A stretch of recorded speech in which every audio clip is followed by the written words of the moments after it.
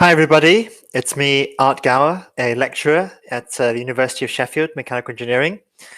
Sit down, make yourselves comfortable, because I want to tell you about a huge challenge that we as a society face together. So it all starts here. A few hundred years ago, when most of humans went to work, mankind, this is what it looked like, out in some field with some crops. And today, on a commute to work, most people face something that's more like this: a huge, crowded environment, all on their way in a dense city to work. And our housing has gone from a few cottages to a densely packed cities where easily tens of thousands of people are living in the same kilometer squared. This densification of people has brought challenges that we all face now and cities face today. This is a global challenge, and I think you all know what I'm about to say. A global challenge we all face together. It's in the news a lot. It's sewage. Sewage, right? I know, it's on everybody's mind. These sewers that we built in these cities, I mean, like, they were never designed to take that many people living in a city above them. They just weren't meant to have that much sewage flowing through them. And we also never planned to have so many buildings built on top of them. So what's the deal? What's the problem? I mean, the problem is when things go wrong. Pipes will burst and leak everywhere. I think you see me pointing the mouse. You'll have, they'll be blocked with something, whatever the hell that is. Let me just check the screen here. And they can just fracture under stress. So these all need maintenance and repair, otherwise the sewage would just be leaking everywhere. And every time we want to repair these or do something, we literally just have to dig up the earth and have a look underneath. I mean, how old-fashioned is that? So let me give you a bit more details about the problem that we're facing now. So it's a UK version. But in the UK alone, there's hundreds and hundreds of thousands of pipes and kilometers of sewage. Every time something goes wrong with a pipe or we need to check it out, we have to dig up roads. Can you imagine the amount of roadworks that go on to maintain all sewers and pipes? Every time we dig up the road, it creates traffic, huge amounts of air pollution. Not to mention that it's really expensive. It's just unsustainable, and our sewage system is getting older. It's decaying faster. Not only that, but we have discharge of water and sewage that kind of ends up in the wrong place. We don't know where all the pipes are below us. We built this in Victorian times. And the same story goes to other countries as well. Water is leaking out of our pipes, so much of it, and we don't know where or how to stop it. And as I was saying, things are getting worse because the sewage system is getting older. So how about this for a solution? Inspection and repair robots. It's a great idea, right? We just have these, like, instead of sending people down there, because people don't want to go down there, we have these tiny little robots swimming around in the sewage, in the pipes, looking for problems. They're kind of looking to inspect problems, and whenever they find something, they can report it back to another local robot, and then they'll create a little network of messages, and those messages will flow through the pipes and finally get back to us. Because just to reiterate, having people go down in the sewage and deal with this stuff is tough. It's tough to find sewer inspectors these days, good quality sewer inspectors. So if anyone would like to get into the business of sewer inspectors, maybe contact me after the talk. All right, so we know that we want to send robots down there to inspect, but all right, let's say we can build them, they're swimming around. How are they going to find problems? How are they going to perceive what's down there? It's dark, it's complicated, we don't have a map. How are they going to find their way? So engineers at Sheffield have turned to the animal kingdom for inspiration. Turned to an animal that is very good at finding its way in complex environments and in the dark. So what I would like is you to watch this with me. Let's just get this going. Here you go. But like us, most of the insects it hunts can't hear ultrasound. Oh, looking for food. Sounds pretty hungry. As the bat homes in, its squeaks speed up.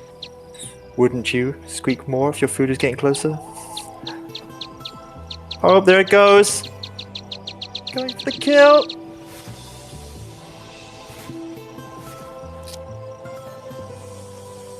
Oh, I love that video. Lesson: don't be an insect flying at night around a creepy church. That's what I learned. But I also learned that bats can see really well in the dark, and even they're much more complicated scenarios because bats usually live in caves and with trees, and they're really complicated caves, and they can just fly around. They don't need a map. So how do we harness that skill? How can we use that for our little robots? So I've just to really explain the point here, I've put together a simulation of what just happened there. So I want you to follow with me this simulation now. There we go. So it's a high-tech simulation now. You can see the bat there on the left. It's flying around looking for food. Every time you see the white rings come out of it, that's a squeak. That's the bat squeaking. And there's a tree in the middle. You can tell it's a tree because it says a tree. So it sends out its squeaks, and it's hoping that one of its squeaks are going to reflect from that tasty insect in the right there. So it's flying around the tree, looking for its next tasty snack, and oh, it's got a little reflection from the insect. Here comes another reflection. It caught that. It knows there's something there. It starts to squeak a little bit more, and it's going in for the kill, and there you go. So I think that became clear now how the bat's doing that. It's listening in for when its squeaks get reflected from the insect. So we know what we want to do now. We want to design little robots in sewers. We want them to squeak in some way using ultrasound to detect faults, detect leaks, or find whatever they can find there. And just to reiterate, sound works really well in pipes and through trees. Here's a snapshot of one squeak of the bat as it hits the tree. Notice that it's kind of gone inside the tree. The sound travels through solids like a tree and pipes and water really well. And so it can kind of travel long distances. If instead the bat had evolved to use eyesight like we do, we can imagine it kind of like in the dark, shooting light rays out of its eyes. But if it did that, the light rays, they don't travel very well in solid, and they don't travel very well in kind of complex solid water environments. They kind of just reflect off a little bit and just kind of die there. They don't travel very far. You would find it much harder to find the insect. Okay, so we know we want to use sound. We've got these cities. They're too densely packed. Our sewer system is suffering. We're going to put little robots with this sound. That little blue and red waves, that's the sound. We know that we want the robots to be able to detect faults in the pipe, like that little white rectangle. Maybe find obstacles that shouldn't be there. You know, anything might be unexpected down there. We want to be able to use the sound to do that. So how do we do that bit now? We know we want to use sound to find stuff. How do we do that? So I'm going to take you through an engineer's perspective, or maybe a physicist's perspective, on how to take a complicated problem and break it down into its simple elements so that we might be able to understand it better and then build up a complete solution. So here we go. We've got this sound in a pipe and a duck. We want to see how it works. But ducks, they're kind of a complicated shape. So let's not start with a duck. Ducks are too complicated.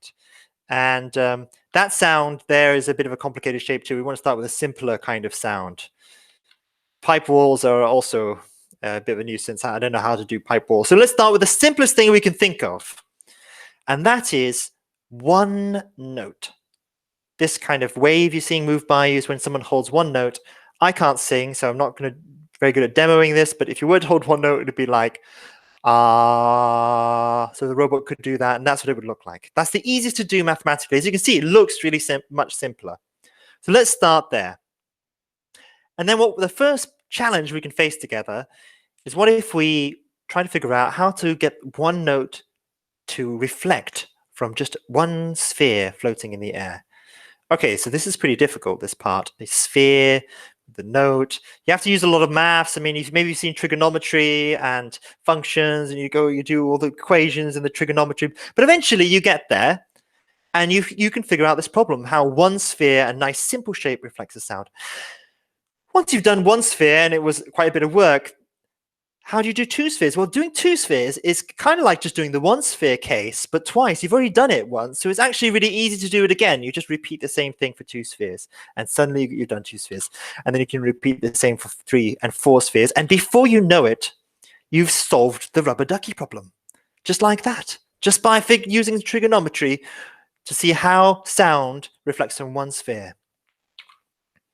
And once you've done this for one note, you can add all the notes together to make more complicated noises. In case you didn't know that, if you have lots of musical notes together, you can make a more complicated sound like this one. I call this the duck quack. Watch it go. Quack. Okay. And now we can reintroduce the pipe wall, because a wall is just like a bunch of little spheres all together. If you line up a bunch of little spheres, you can see these little black spheres lined up, it kind of makes a wall. So through the same process that we learned how to solve the rubber ducky, we now know how to simulate, how to calculate sound in a pipe reflecting from anything, including this duck. We can also do the same thing for this starfish. As you must all be aware, starfish are the nemesis of UK sewage system. They're just everywhere. They stick to everything. We've got to find them, eliminate them. So now we can simulate how a sound reflects from them. At the end of this talk, we'll do, I think, an interactive exercise where you're going to have to help these robots figure out what the sound is doing. So maybe have a look at these pictures really carefully, because you're going to have to be able to kind of guess what they are without seeing them completely.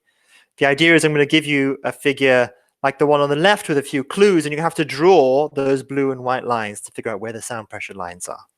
But we'll get to that later. And so essentially, the robot only has access to a portion of this sound and has to kind of figure out what did the sound reflect from, what was blocking the sound, what was in that pipe. So once you've harnessed that power, once we can calculate how sound reflects from starfish, they're so evil, and other things, we can use this in pipes really well. Here's another example of why it works so well. Many people ask me, why don't you just put a camera down there with a flashlight? Well, if you did that, imagine you've got a pipe that goes around a corner like this, and on the other side of the corner, there's a starfish that you don't know about. If the robot used light, the light would just kind of like, would shine at the corner and just end there. It wouldn't go around the corner. Light doesn't travel around the corner. Lasers don't travel around corners. So you would never see what was around the next corner. And there's so many corners in these pipes, you would basically never find these starfish. On the other hand, if you used sound, sound travels in water really well and kind of like goes around solids perfectly. So you can see the sound on the right there, kind of reflecting perfectly from the starfish. And if you compare that to the scenario where there is no starfish, you can clearly see that the sound that reaches the robot here and here is very different. So that can recognize that there's a blocked pipe quite easily. And the sound will travel for quite a distance, tens of meters at least. So I'm sure you're all convinced that sound works, that we can calculate this stuff. But now we need to teach our robots, even when we've learned how to calculate all this and learn what it's, even if we know how to simulate the sound from a blocked sewer, how is our little robots going to figure out, just from a sound, which one's blocked and which one's not? So I want you to help. I want to see if you are a good robot. Let's imagine that you're a robot and we've got you, convinced you to go down in the sewer and have a listen. So I'm going to have the robot emit one note, and it's in some pipe where we don't know what's in there, and we're going to listen to what comes back, and we're going to ask ourselves, is this a blocked pipe or not? One of these pipes is blocked and the other one's not. So let's listen to the first one.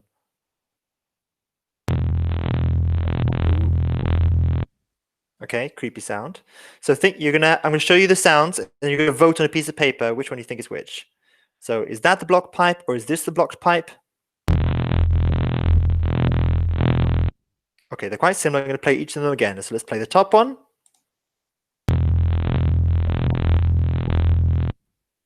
I'm going to play the bottom one.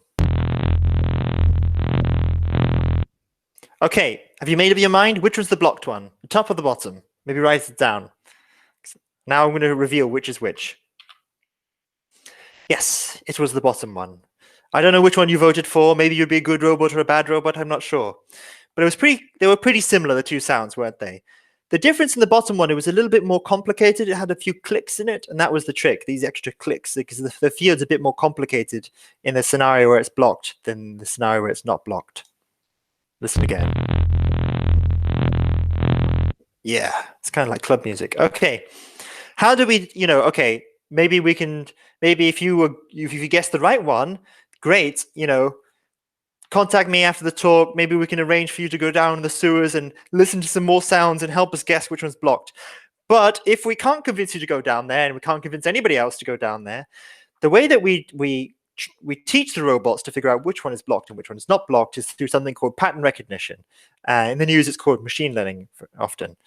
And that is what pattern recognition looks like, in case you've never seen it in live before. Lots of screens and somebody in the dark writing lots and lots of code.